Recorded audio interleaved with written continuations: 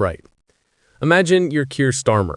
You've spent years carefully calibrating your Brexit position to avoid upsetting anyone. You've drawn red lines around the single market and customs union so crisp you could cut paper with them, and you've repeatedly told everyone that your manifesto position is absolutely final. Then 13 of your own MPs say, nah, and vote with the Liberal Democrats to back rejoining the EU customs union, resulting in a tied vote that only passes because the Deputy Speaker uses her casting vote. But before we proceed, please don't forget to hit the subscribe button for more updates on the UK political insight. Thank you. That's not just a rebellion, that's your own side publicly saying your Brexit strategy is rubbish and they want something completely different. Welcome to another day where Labour's massive majority looks increasingly like it's held together with sticky tape and wishful thinking. And Keir Starmer's authority gets tested by his own MPs, who apparently didn't get the memo about collective responsibility. The House of Commons has backed a Liberal Democrat bill calling for the UK to rejoin the EU customs union. Now, before you get too excited or too angry, depending on which side of the Brexit debate you fall, this bill is almost certainly not going to become law. Private members' bills, especially from opposition parties, rarely make it through the entire legislative process. They get blocked, they get talked out, they run out of time, or the government simply refuses to give them the parliamentary time needed to progress. So this isn't Britain rejoining the customs union tomorrow. But what it is a massive symbolic moment. It's Parliament, including a chunk of Labour MPs, saying they want closer ties with the EU than Starmer is currently offering. And symbols matter in politics because they shift the Overton window. They change what's considered politically possible, and they give ammunition to people pushing for policy change. The vote was absolutely wild. 100 votes for, 100 votes against. A perfect tie. Which means it came down to the Deputy Speaker, Caroline Noakes, using her casting vote to let the bill proceed. Casting votes are rare, and they're meant to follow convention. The Speaker or Deputy Speaker is supposed to vote in a way that allows further debate rather than shutting down discussion. So Noakes voted to let the bill continue, which is constitutionally appropriate, but also means a Liberal Democrat bill about rejoining the customs union has passed its second reading in the House of Commons. That's genuinely remarkable, given that Brexit was supposed to be done, dusted, and buried as a political issue. Turns out it's very much alive, and MPs are still fighting about what our relationship with Europe should look like. Labour MPs had been told to abstain. That's important. This wasn't a free vote where MPs could follow their conscience. This was a whipped abstention, meaning the party leadership officially took no position but expected MPs to follow that instruction. Abstaining is the political equivalent of sitting on the fence. We're not going to support this, but we're also not going to actively oppose it. It's the path of least resistance, avoiding making a firm commitment either way. But 13 Labour MPs looked at that instruction and decided to rebel. They voted in favor of the bill, directly defying party orders. Now, 13 out of Labour's massive majority isn't exactly a huge number. It's not threatening Starmer's ability to pass legislation, but it's symbolically significant because it shows there's a faction within Labour that thinks the government's Brexit position is too cautious and wants to go much further toward European integration. Ed Davey, the Liberal Democrat leader, immediately declared this a historic victory, which is classic political spin because the bill probably won't become law, and historic victories usually involve things that actually change. But from the Lib Dem perspective, getting Parliament to vote for rejoining the customs union is massive. They've been the most consistently pro-European party throughout Brexit. They campaigned on stopping Brexit, they pushed for a second referendum, and they've consistently argued for the closest possible relationship with the EU. So getting this vote through, even by the narrowest possible margin, gives them a talking point. They can say Parliament backs closer EU ties. Look at this vote. The political consensus is shifting. Whether that translates to actual policy change is another question. But as a messaging win, it's solid. Davey said people across the country are crying out for real change and a solution to the cost of living crisis. He claimed a customs union with the EU is the single biggest step the government could take to grow the economy, put money back into people's pockets, and generate billions for public services. Now, that's a big claim. Would rejoining the customs union solve the cost of living crisis?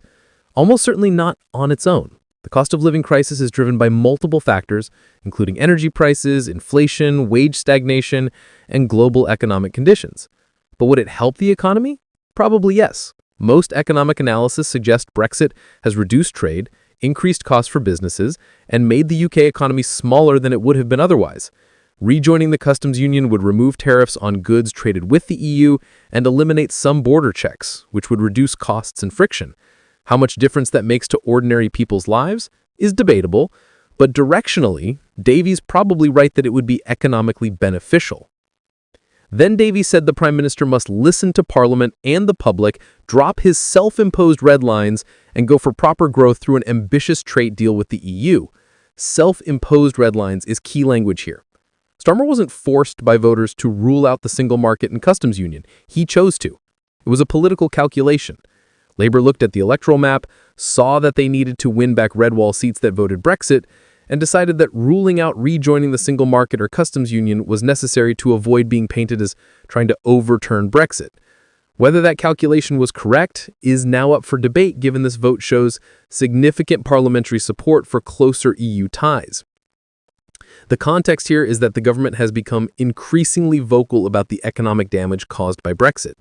That's a massive shift. For years, both parties avoided talking about Brexit's downsides because the political consensus was that voters had decided and politicians should respect that decision. But now we're seeing cracks in that consensus. Starmer last month slammed the wild promises made by Brexiters. That's about as close as he's come to admitting Brexit hasn't delivered what was promised. Then David Lammy, the Foreign Secretary, went further and said it was self-evident that Brexit had damaged the UK economy. Self-evident. That's the Foreign Secretary of a Labour government saying Brexit hurt the economy. That's not hedging. That's a clear statement. And it sparked controversy precisely because it suggested the government might be open to revisiting the Brexit settlement.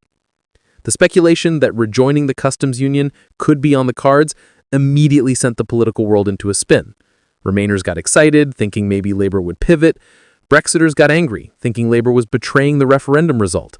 And Starmer had to quickly shut it down. He insisted the position set out in the manifesto is clear, and they're following it. Labour's manifesto explicitly rules out returning to the customs union or single market.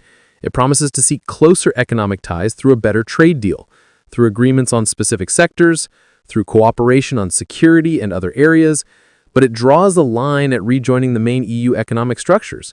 So Starmer's position is, we acknowledge Brexit has caused problems, we want to fix those problems, but we're not going to do it by rejoining the customs union or single market. The problem for Starmer is that his backbenchers clearly don't all agree. This vote signals that a significant chunk of Labour MPs think the manifesto position is insufficient. They want to go further. They want to rejoin the customs union. And while 13 rebels on one vote isn't a crisis, it's a warning sign. If the economic situation doesn't improve, if Labour's Brexit strategy doesn't deliver the growth Starmer promises, that faction could grow. You could see more Labour MPs deciding that sticking to manifesto red lines is less important than actually fixing the economy. And if that happens, Starmer faces a serious dilemma. Does he stick to his position and face ongoing rebellions, or does he shift his position and risk being accused of betraying Brexit voters? Let's talk about what rejoining the customs union would actually mean, because this often gets confused with rejoining the EU, which is a completely different thing. The customs union is a trade arrangement where members apply the same tariffs on goods imported from outside the union and allow free trade between members. If the UK rejoined the EU customs union, it would mean no tariffs on goods traded with EU countries and alignment on external tariffs. The benefits would be reduced costs for businesses trading with the EU, less paperwork and border checks, and smoother supply chains. The downsides would be that the UK couldn't negotiate its own trade deals with non-EU countries because you can't be in a customs union and have independent trade policy. You'd have to align with whatever tariffs the EU sets. The single market is separate and more comprehensive. That's about free movement of goods, services, capital, and people. It includes regulatory alignment across a huge range of areas. Rejoining the single market would be a much bigger step than just the customs union because it would likely require accepting free movement of people, which is politically much more toxic given immigration concerns. Labour has ruled out both, but the customs union is generally seen as less politically problematic because it doesn't involve immigration. The economic argument for rejoining the customs union is that Brexit has created trade barriers with the UK's largest trading partner. Businesses face more paperwork, more delays, higher costs. Goods get stuck at borders. Supply chains have been disrupted. Rejoining the customs union would fix a lot of that. The economic argument against it is that it would prevent the UK from pursuing independent trade deals, and we'd have to follow EU rules on tariffs without having a say in setting them. In practice, the UK's post-Brexit trade deals haven't been transformative.